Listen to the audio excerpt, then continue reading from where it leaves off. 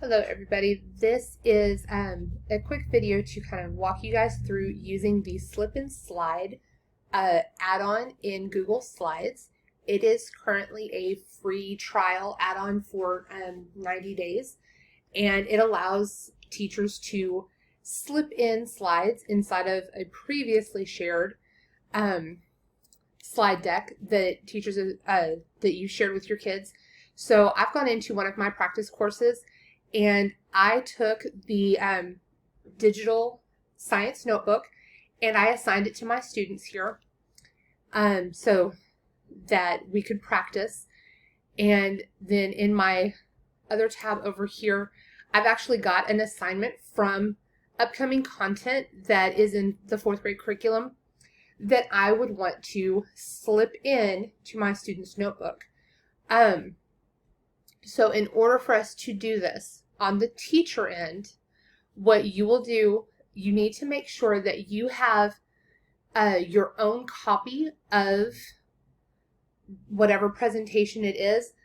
A lot of our documents in district, especially in science, we are setting them to force copies so that you are now the owner of it.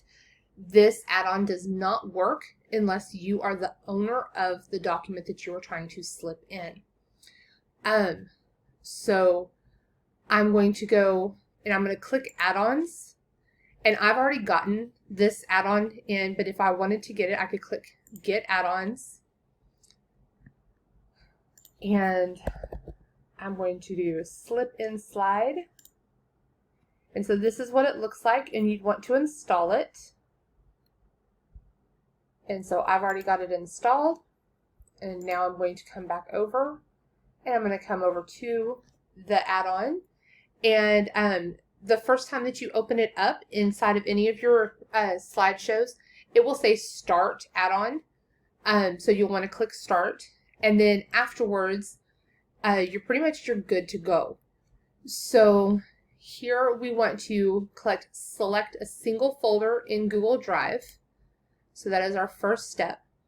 The trick with this that we've learned for it to pass into something that we've slip into something in Canvas, you have to go to the folder that's the exact same name as the assignment, that you're going to be slipping into. So the title of my assignment in Canvas was Slip and Slide Practice. So I actually have a folder here, and it's working to select my folder. And it says that it is, so it's going to give us a little reminder, we're okay. And we'll click add in, and then we want to slip our slides in.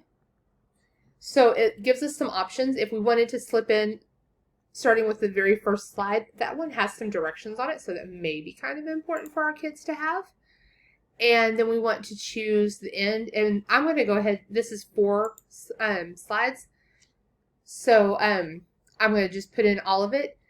Now with this, you will want to decide if you want it to go to the very beginning, prior to the first slide, or after the last slide. Either way, you're going to have to instruct your students on where to find it and how to move it inside of their slide deck. And so I will show you this. I'm just going to put it into the start, and it shows that it is working.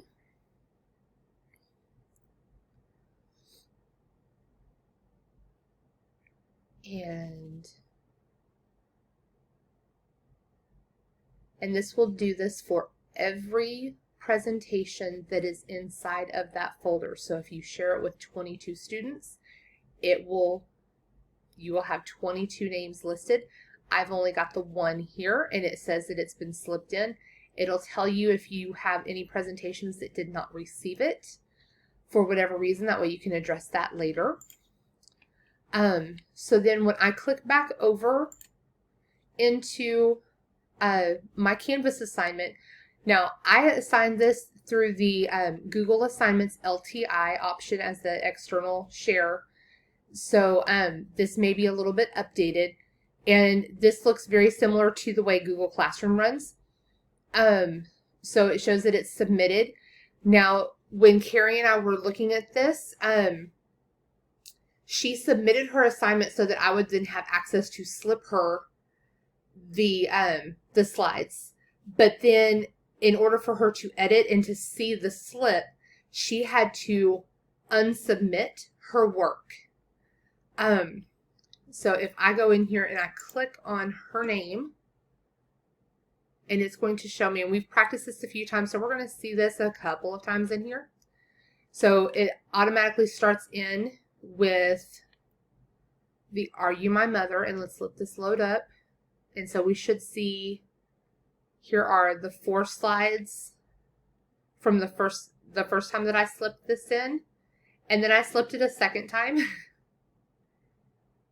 And then here is the beginning of her slide deck. So in order for Carrie to see the slip and to be able to edit these slides, she has to unsubmit the assignment. And it's the exact same way that it worked in Google Classroom. It's just, this is kind of the way that this looks inside of Canvas. So it is possible to use this. It's a pretty easy tool. And then on the teacher end, I would want to make sure that I provide some face-to-face time with my kids, modeling for them how to click on their slides and move them to different places inside of the slide deck so that their slides actually follow in order and they're in sequence. All right. Thanks, guys. We hope this information helps you guys out as you are sharing resources with your students to add into a digital notebook.